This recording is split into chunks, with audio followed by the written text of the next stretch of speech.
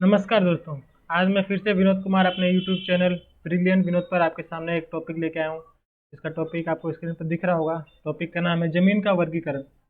आज के जो वीडियो है उस बहुत ही इंपॉर्टेंट है और इसमें मैं आपको बताऊंगा कि ज़मीन कितने प्रकार के होते हैं, ज़मीन का वर्गीकरण कैसे होता है, कितने प्रकार के होते हैं। तो उसमें बहुत सारी ज़मीनें आती हैं, 8-9 टाइप की आती हैं ज़मीनें। जैसे एग्जांपल के लिए बता देता हूँ, जैसे गैर मजरूआ आम हुआ, गैर मजरूआ खास ज़मीन, कैसरे हिंद की ज़मीन, रैयती भूमि ज़मीन। तो ये बहुत ही टाइप के ज़मीन होते हैं। ज़मीन का ये वर्गीकरण होता है कि कितने टाइप के ज़मीन होते हैं। तो आज सबको बता पाना आज बहुत ही मुश्किल है। तो आज मैं उन जो टाइप है वर्गीकरण है उसमें से एक ज़मीन को लेके आया हूँ जो आज देख सकते हैं। चलिए स्टार्ट करते हैं, वीडियो आपको बताते हैं आज का जो टॉपिक है वो क्या है। तो सबसे पहले ज़मीन का वर्गीकरण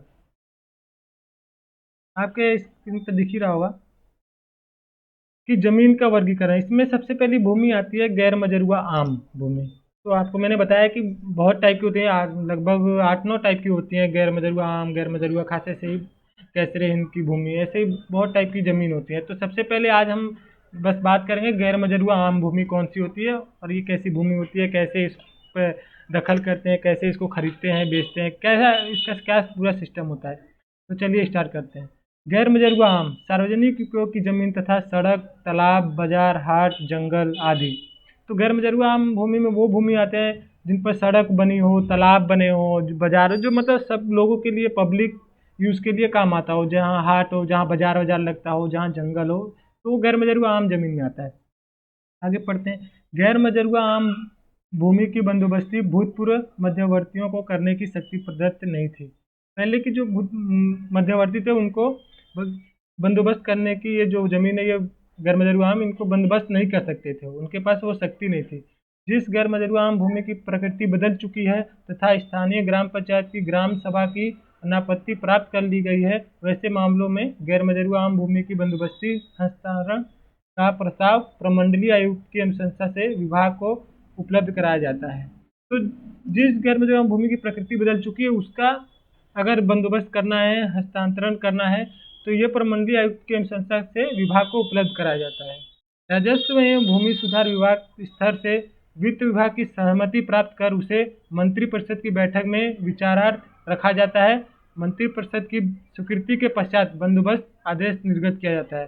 जब मंत्रिपरिषद की बैठक होती है तो उसके बाद स्वीकृति के पश्चात ही बंदोबस्त आदेश निर्गत किया जाता है। तो जैसे आपको पता है कि जब अगर इसको बंदोबस्त करना होगा तो इसके बंदोबस्त करने के लिए गैर मजरूआ भूमि की प्रकृति अगर बदल चुकी है तभी बंदोबस्त हो पाएगा। तो उसके लिए प्रमंडलीय आयुक्त की अनुशंसा के विभाग को उपलब्ध कराया जाता है। फिर उसमें मंत्रिपरिषद की बैठक होती है, उसमें ये विचार रखा जाता है, उसमें सब लोग विचार रखते हैं। तो अगर विचार जो मंत्रिपरिषद की बैठक उसमें अगर स्वीकृत कर लिया जाता है तो उसके पश्चात उसके बाद बंदोबस्त आदेश निर्गत कर दिया जाता है। जब उसमें स्वीकृत हो जाता है तो उसका बंदोबस्ती के लिए आदेश निर्गत कर दिया जाता है। तो गैर मजरूआ आम भूमि की बंदोबस्ती हस्तांतरण की शक्ति केवल सरकार में निहित है तथा अब तक केवल वासरहित महादलितों परिवारों के साथ ग्रामीण क्षेत्र में आवासीय प्रयोजन के लिए 3 डिसमिल गैर मजरूआ आम भूमि प्रति परिवार की दर से बंदोबस्ती की शक्ति प्रमंडलीय आयुक्तों, किसको शक्ति मिली है? प्रमंडलीय आयुक्तों को प्रत्यायोजित की गई है। तीन जो मतलब ग्रामीण क्षेत्र में माँ दलितों का परिवार है उनको 3 डिसमिल गैर मजरूआ भूमि की प्रति परिवार की दर से बंदोबस्ती की शक्ति प्रमंडलीय आयुक्तों को प्रत्यायोजित की गई है। उसके बाद आता है कि विभाग द्वारा निर्देशित किया जाता है कि वास रहित महादलितों, वास में रह रहे जो महादलितों परिवारों के अतिरिक्त अन्य योजनाओं सुयोग्य श्रेणी के व्यक्तियों के साथ गैर मजरूआ आम भूमि के हस्तांतरण बंदोबस्ती हेतु प्रस्ताव गठित करते समय निम्न बिंदुओं के निश्चित रूप से ध्यान रखा जाता है। इन 2-3 बिंदु है जिनका ध्यान रखा जाता है हस्तांतरण और बंदोबस्ती करते समय।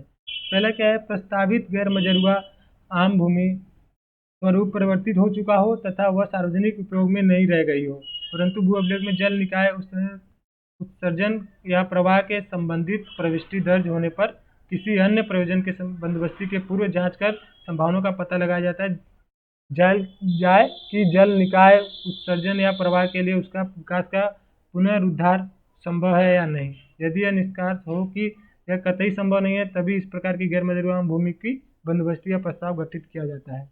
तो यही है कि अगर जैसे कि जो ज़मीन है गैर मजरूआ आम, उसका स्वरूप परिवर्तित हो चुका है। जैसे पहले नाला बहता था, अब नाला कहीं और बहने लगा है, वो खाली हो गया है। तो ऐसे ज़मीनों को, इस जमीन के लिए संबंधित परिस्थिति दर्ज होने पर किसी अन्य परिजन से संबंधित फिर उसकी जांच भी होगी। ये नहीं होगा कि हाँ वो खाली हो गया तो उसको वो कर देंगे। उसकी पूरी बैठक होगी, पूरा उसका जांच होगा, उसके बाद ही अगर वो सही पाया जाता है कि हाँ जो ज़मीन है वो खाली है, तब उसके बाद ही वो बंदोबस्ती का प्रस्ताव गठित किया जाता है।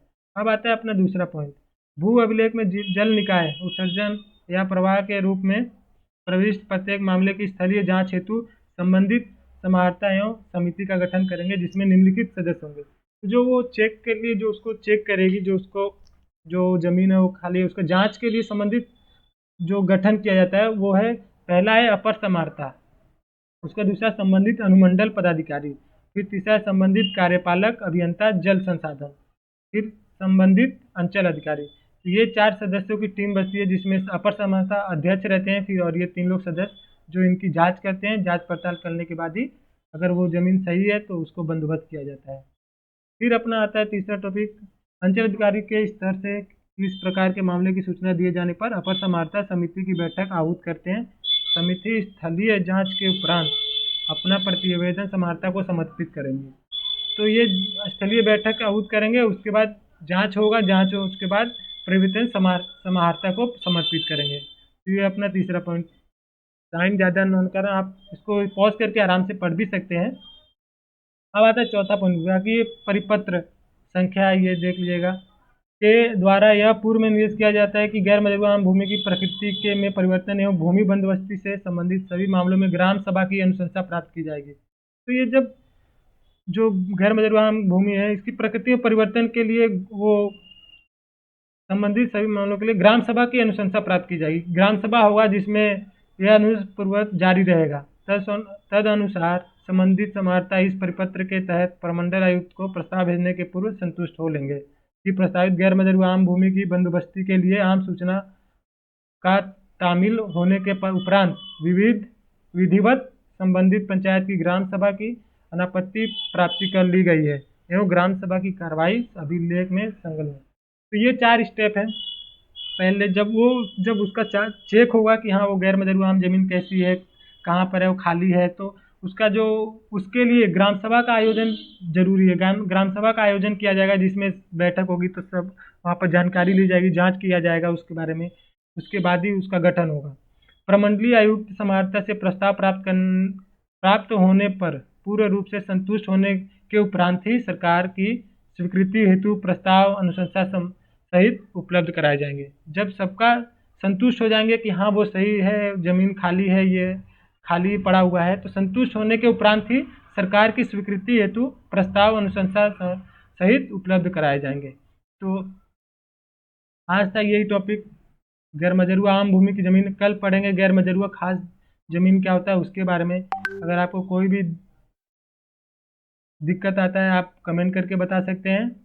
व्हाट्सअप नंबर डिस्क्रिप्शन बॉक्स में, अगर कोई भी दिक्कत आती है ज़मीन के वर्गीकरण से तो आप उसमें पूछ सकते हैं। तो आज का वीडियो मैं यहीं समाप्त करता हूँ। Thank you.